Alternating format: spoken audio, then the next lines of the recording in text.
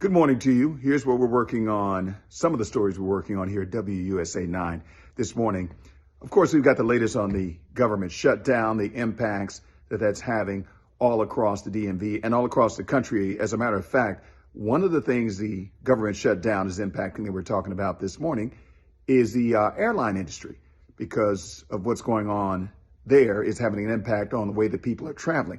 We've got some details on that to get you informed. Also, it could also impact a couple of races that are happening in DC, the Army 10-miler that's coming up, because a lot of the people who are running in those races are employees of the federal government. They're not working right now, some of them not getting paid, so that's an issue.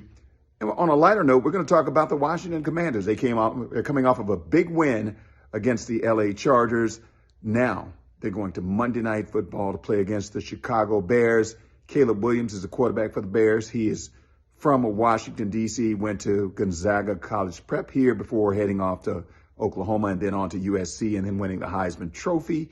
It's going to be a huge game. Remember last year what happened when Washington played Chicago?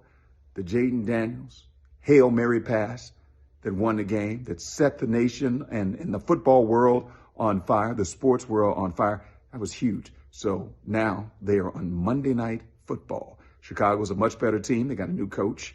Caleb is performing better. Washington coming into their own. Jaden Daniels back on the field. So that's a huge, huge game coming up on Monday Night Football for the Washington Commanders. Of course, Chick Hernandez sits down with the coach, and he's going to have more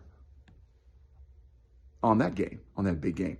Speaking of Heisman Trophy, did you know this day in history, Georgia Tech football, coached by John W. Heisman, beat Cumberland 222-0. It is the largest blowout in college football history. How about that for your fun fact on the day? And also, since we're on the subject of football, I got to talk about this. This day in history, 1984, Walter Payton of the Chicago Bears became the NFL's all-time leading rusher, passing Jim Brown.